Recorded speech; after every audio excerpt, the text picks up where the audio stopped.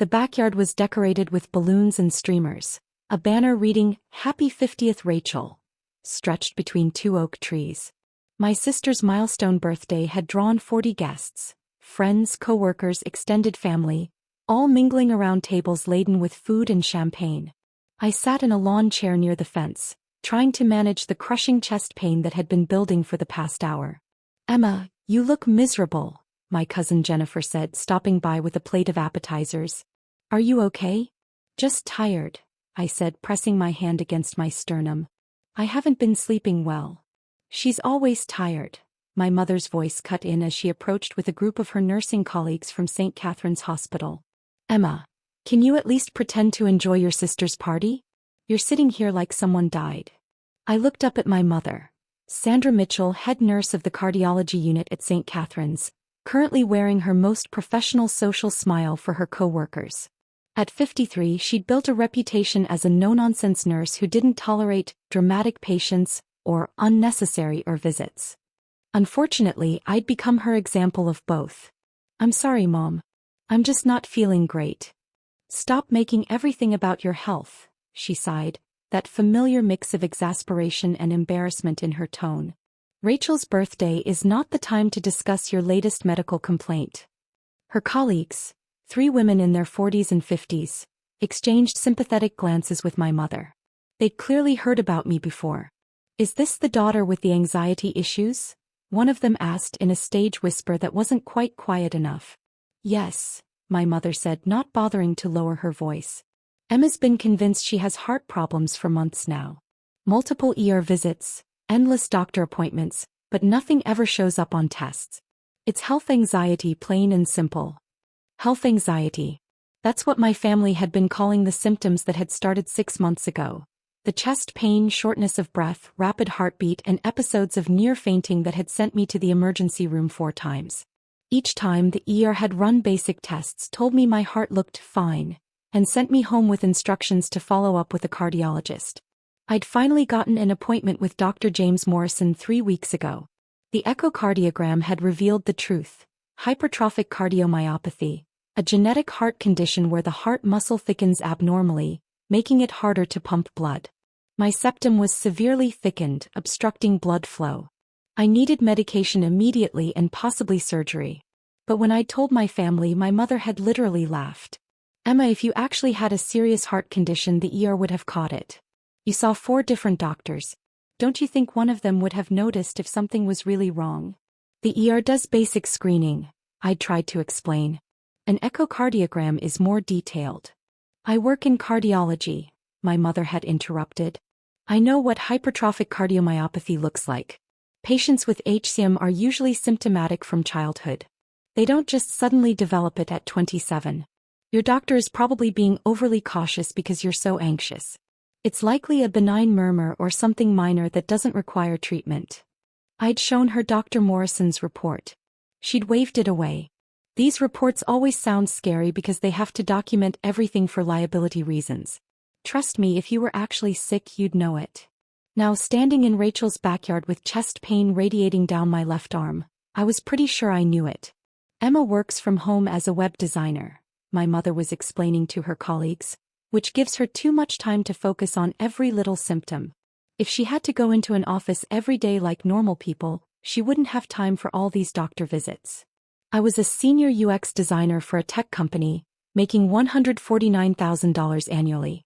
My mother always reduced it to web designer who works from home, as if I created WordPress sites for small businesses. "How many ER visits has it been?" one of the nurses asked. 4 in 3 months, my mother said, shaking her head. "And every single time they tell her nothing's wrong. But does she accept that? No. She keeps doctor shopping until someone tells her what she wants to hear."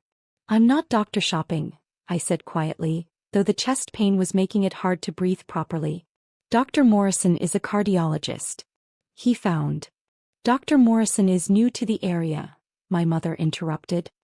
"He probably doesn't realize that some patients will interpret any tiny abnormality as a catastrophic diagnosis. I'm planning to speak with him about your case, actually. I think he needs context about your medical history." The chest pain intensified. I felt lightheaded, my vision starting to tunnel at the edges. Mom, I managed. I need to sit down. I think You're having anxiety, she said firmly. Emma, look at me. You're working yourself into a panic attack. Take deep breaths. In through your nose, out through your mouth. It's not anxiety.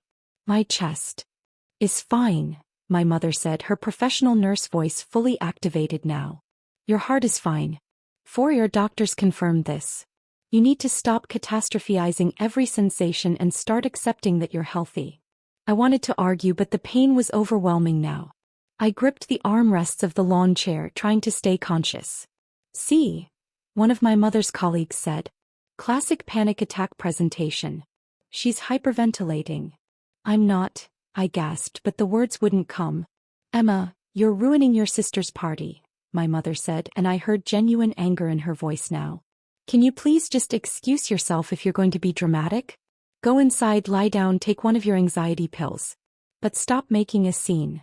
My sister Rachel appeared, champagne glass in hand, irritation written across her face. Seriously, Emma? Today? On my birthday? She's fine, my mother assured her. Just another panic attack. She'll calm down in a few minutes. Through the haze of pain, I saw someone new entering the backyard. A tall man in his 60s, distinguished in business casual attire. My vision was blurring, but I'd recognize him anywhere. Dr. James Morrison, my cardiologist. And based on my mother's sudden rigid posture, she recognized him too. Sandra, Dr. Morrison said, his tone professionally cordial but with an edge I'd never heard in my appointments. I didn't realize you'd be here. Jennifer is my wife's colleague, she insisted I stop by. His eyes scanned the party and landed on me, concern immediately flickering across his face. Emma? Are you all right? I tried to answer, but the chest pain was crushing now. I couldn't catch my breath. Dr. Morrison was beside me in seconds, his fingers on my wrist checking my pulse, his other hand reaching for my neck to check my carotid pulse. Sandra, call 911. Now. She's having a panic attack. My mother started. She's having a cardiac event, Dr. Morrison snapped. Her pulse is rapid and thready. Emma, can you hear me? I need you to stay calm. Sandra, I said call 911. My mother stood frozen, her face pale. One of her colleagues pulled out a phone. Dr. Morrison turned to the gathering crowd. Does anyone have aspirin? There's some in the kitchen, Rachel said, her voice suddenly small and frightened. Get it. Now. Dr. Morrison looked back at me, his professional calm somehow comforting despite the situation. Emma, I'm going to have you chew an aspirin. I think you're experiencing an acute obstruction from your HCM. Have you been taking your beta blockers? I nodded weakly. But you've been experiencing increased symptoms? Another nod. And you haven't gone to the ER because... He paused, glancing at my mother. Because your family told you it was anxiety. Rachel returned with the aspirin. Dr. Morrison had me chew it while he continued monitoring my pulse. The paramedics arrived within minutes. The local fire station was only a mile away. As they loaded me onto the stretcher, Dr. Morrison spoke to them in rapid medical terminology I barely understood. Words like severe LVOT obstruction, and possible surgical intervention, and high-risk HCM presentation. I'm riding with her, Dr. Morrison announced, then looked directly at my mother. Sandra, I assume you'll follow in your car. We need to have a conversation about your daughter's care. In the ambulance, as they started in 4 and hooked me up to monitors, Dr. Morrison held my hand. Emma, you're going to be okay. Your heart is working very hard right now, but we're going to help it. When was the last time you had chest pain this severe? Yesterday, I whispered. And the day before. But Mom said. I know what your mother said, Dr. Morrison interrupted gently. And we're going to address that. But right now, I need you to focus on staying calm and letting us help you. At the hospital, everything happened quickly. More tests, more monitors, a cardiology team consulting in hushed voices. The echocardiogram showed what Dr. Morrison had suspected. My heart's obstruction had worsened significantly. I needed surgery soon, possibly a septal myectomy to remove part of the thickened heart muscle. My mother arrived at the hospital 30 minutes later, still in her party clothes, her nursing colleagues trailing behind her. She tried to enter my ER bay, but Dr. Morrison stopped her. Sandra, we need to talk. Privately. His voice carried that same edge from the party. Conference room. Now. Through the partially open curtain, I watched them disappear down the hallway, along with another man I vaguely recognized, the hospital's medical director. I found out later what happened in that conference room. Dr. Morrison had documented everything.